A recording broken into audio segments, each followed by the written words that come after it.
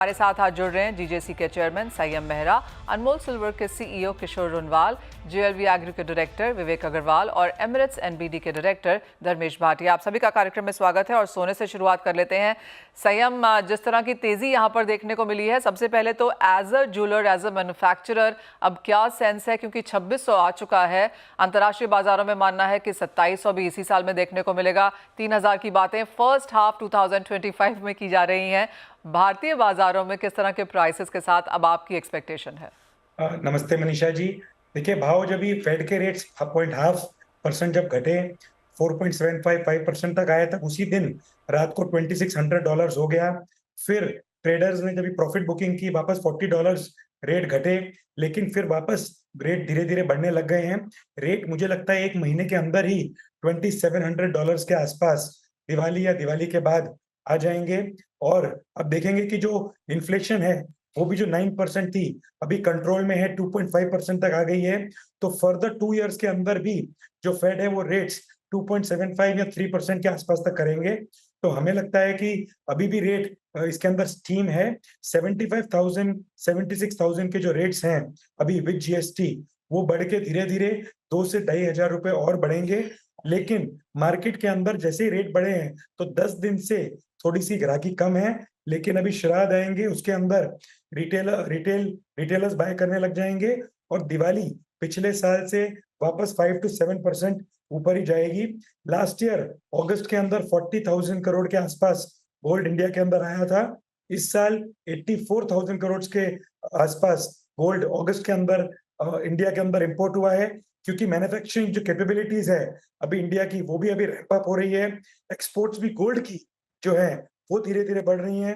तो मुझे लगता है आने वाला टाइम जो है वो जेम एंड ज्वेलरी सेक्टर के अंदर जो अक्टूबर का महीना है बहुत अच्छा रहेगा। रेट्स बढ़े हैं, लेकिन फिर भी वॉल्यूम टर्म्स और वैल्यू टर्म्स के अंदर पिछले साल से 5% से ज्यादा की ग्रोथ इस अक्टूबर के अंदर रहेगी और सब अपबीट हैं आगे आने वाले फेस्टिवल के लिए। ऑल राइट, तो वो काफ़ी सारे नंबर्स हैं और आपने काफ़ी एग्जॉस्टिवली यहाँ पर समझा भी दिया कि क्या हुआ है, किस तरह के इंपोर्ट्स हैं और क्या एक्सपेक्टेड है। अब इन करंट लेवल्स में अगस्त बहुत बेहतरीन रहा, लेकिन संयम सितंबर अब यहाँ से कैसा दिखता है? क्योंकि सितंबर में वॉलेटिलिटी ज़्यादा बढ़ी, नए ऑल टाइम हाइज भी बनते हुए देखे, एक ही महीने में $100 की तेज़ी भी यहाँ पर आई है। सितंबर कैसा नजर आता है और आपको लगता है ये जो इम्पोर्ट का सिलसिला है ये आगे ऐसे जारी रह पाएगा? देखिए, जब मेरी लास्ट मंथ भी आपसे बात हुई थी, मैंने बोला कि जो इंपोर्ट फिगर्स हैं वो अगस्त में डबल होंगी।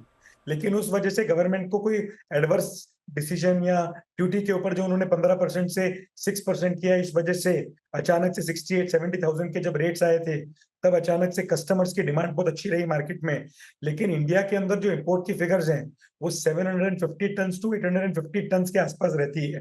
एक महीने में अगर ज्यादा इंपोर्ट हो गई है तो अगले महीने में थोड़ी सी सब्सिडाइज हो जाती है। सो मुझे लगता है कि सितंबर का महीना अगस्त के महीने के हिसाब से उस लेवल का नहीं रहेगा। इंपोर्ट्स थोड़ी सी कम होंगी, लेकिन श्राद्ध के अंदर जो बाइंग चालू होती है उसके बाद नवरात्रे जो 3 अक्टूबर से आ जाते हैं, उसमें कैश फ्लो जो है रिटेलर्स के पास एंड कंज्यूमर के पॉइंट ऑफ व्यू से वो अच्छा रहेगा। और जब एक बार हमको नवंबर दिसंबर के अंदर 50 से $100 की मंदी फिर से देखने को मिलेगी, लेकिन उस टाइम पर भाव 27-2750 के आसपास आ जाएगा। अभी कस्टमर्स के माइंड के अंदर है कि गोल्ड का रेट बढ़ेंगे, इस वजह से मार्केट के अंदर जो डिमांड अगस्त के अंदर जो बाइंग हुई है मैन्युफैक्चरर से, जो वो हुई है सितंबर और अक्टूबर की सेल्स को देखते हुए एंड एंड कंज्यूमर की।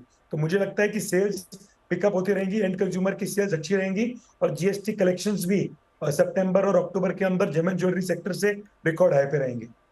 ऑल राइट, वो तो एक चीज़ है जो सरकार यहाँ पर ऑफ कोर्स वॉच आउट रखेगी ही, क्योंकि जिस तरह के इंपोर्ट्स हमने अगस्त के महीने में आते हुए देखे हैं much on the higher side है, ड्यूटी कट हुई है, तो ऑब्वियसली यहाँ पर सेल्स और जीएसटी पर ध्यान रहेगा। संयम, साथ ही साथ जैसे आपने कहा कि 5% की बढ़त आप यहाँ पर देख रहे हैं अक्टूबर के लिहाज से डिमांड के तौर पर भी, इन हाई प्राइसेस पे किस तरह की चीज़ें इस फेस्टिवल में हम जाता हुआ देखेंगे? वेडिंग बाइंग ऑफ कोर्स अपनी एक बड़ी मार्केट है, वो हैवी है, बजटेड है, वो तो लोग खरीदेंगे ही, लेकिन अपार्ट फ्रॉम दैट अगर हम गोल्ड की बात करें, इन्वेस्टमेंट बाइंग की बात करें इन सेंस ऑफ फिजिकल, वो कहाँ, वो कैसे नंबर्स नजर आते हैं? लोग जैसे ही जब भी भाव नीचे आता है, किसी को भी बाइंग करने की रिक्वायरमेंट हो, अगर ज्वेलरी की नहीं हो, तो वो गोल्ड के कॉइन्स, गोल्ड के बार्स बाय करके एक बार अपने पास रख लेता है, उसके बाद ज्वेलरी के अंदर कन्वर्ट करता है। अभी एक नया ट्रेंड भी चालू हुआ है जैसे ही गोल्ड के रेट्स बढ़े हैं, तभी 18 कैरेट की ज्वेलरी भी अच्छी सेल होनी चालू हो गई है। नॉर्दर्न साइड पे जहाँ बिहार हो गया, यूपी हो गया, हरियाणा हो गया, पंजाब हो गया, यहाँ पे 18 कैरेट की ज्वेलरी अच्छी सेल होनी चालू हो गई है। डायमंड के अंदर 14 कैरेट की भी ज्वेलरी जो है वो अच्छी बिक रही है। तो मुझे लगता है कि जो रेट्स बढ़ रहे हैं उसके हिसाब से ये भी चल रहे हैं, जो मिलेनियल्स हैं वो लाइट वेट राजकोट के इयररिंग्स, छोटे टॉप्स वो खरीद रहे हैं।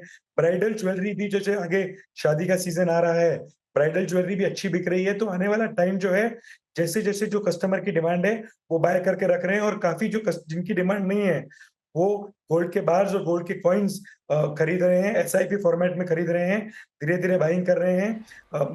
डिजिटल यानी गोल्ड के फॉर्मेट से भी बाय कर रहे हैं। अक्रॉस बोर्ड यहाँ पर बाइंग है, और क्योंकि आप एक्सपोर्ट भी करते हैं, क्या वहां पर बेहतर पिकअप है? देखिए, अगर हम पहले सोचते थे कि जब भी कस्टम ड्यूटी घटी है, तो इंटरनेशनल मार्केट्स के अंदर सेलिंग एक्सपोर्ट्स हैं इंडिया के वो हिट होंगे, लेकिन ऐसा नहीं है। जो ओके। दुबई की मार्केट है, जो सऊदी की मार्केट है, गल्फ की मार्केट है, सिंगापुर मलेशिया की मार्केट है, उसके अंदर अभी भी बहुत अच्छी बाइंग है। इंडिया की जो हैंडमेड ज्वेलरी है, उसकी सेल बहुत अच्छी हो रही है, काफी डिमांड है। दिवाली तक के ऑर्डर्स जो हैं, वो फेज वाइज तरीके से हमें मिल गए हैं। जीजेएस के अंदर भी जो 25 से 28 सितंबर को होने जा रहा है, उसमें मोर देन 250 इंटरनेशनल बायर्स आ रहे हैं, जो दिवाली के अंदर अपनी बाइंग को रैंप अप करेंगे। तो मुझे लगता है कि इंटरनेशनल मार्केट्स के अंदर भी गोल्ड की डिमांड और इंडियन हैंडमेड ज्वेलरी की डिमांड बहुत अच्छी है।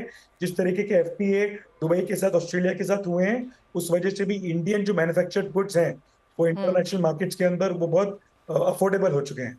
ऑलराइट सैम, क्योंकि जो आपने यहाँ पर ये बात करी, जो जीजीसी का यहाँ पर इवेंट है, जिस तरह की कॉन्वर्सेशंस हम सुनते रहे हैं कि वन नेशन वन रेट को लेकर यहाँ पर काफ़ी बातचीत है, उसके ऊपर किस तरह का कामकाज जारी है, और कितनी ज्योग्राफीज, कितने ज्वेलर्स, किस तरह से वो अब यहाँ पर प्रोग्रेस कर रहा है? कि हमारी मीटिंग है 24 सितंबर को, जहां पर जी। 300 टॉप इंडिया के रिटेलर्स आ रहे हैं और 18 कॉर्पोरेट्स आ रहे हैं पूरे इंडिया से। हम्म। देखिए, इसमें काफी चर्चा हुई है कि रेट कौन सा रखेंगे।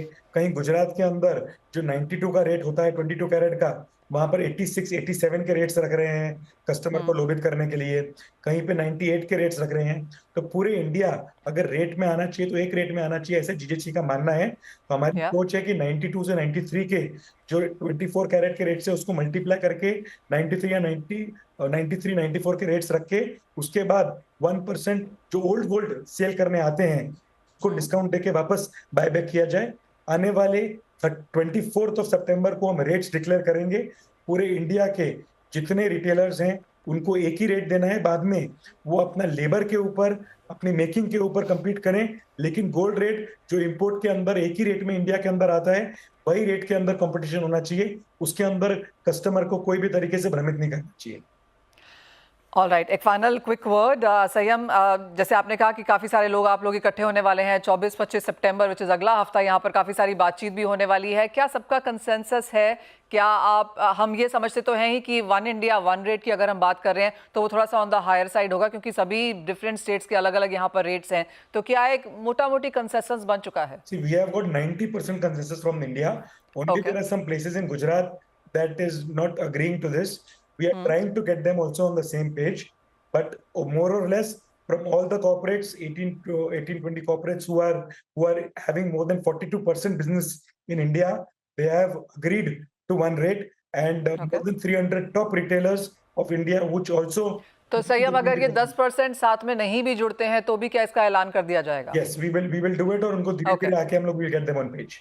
तो ये व्यूअर्स के लिए, कंज्यूमर्स के लिए ऑफ कोर्स काफ़ी अच्छी बात होगी कि आप कंट्री में कहीं पर भी ज्वेलरी खरीदें, सोना खरीदें, वन कंट्री वन रेट के हिसाब से आपको यहाँ पर रिटेल और ज्वेलर्स यहाँ पर सोना बेचेंगे। और जैसे सही हमने कहा, ऑफ कोर्स आप लेबर पे और एक्सचेंज पे और काफ़ी सारी चीज़ों पे यहाँ पर compete कर सकते हैं, लेकिन जो बेस रेट होगा सोने का वो अक्रॉस इंडिया यहाँ पर सेट कर दिया जाएगा। तो ऑफ कोर्स एक बड़ी खबर है, एंड उसका एक ऑफिशियल ऐलान की भी यहाँ पर इंतजार करेंगे कि किस तरह का रेट है, क्या आपका कंसेंसस निकल के आता है।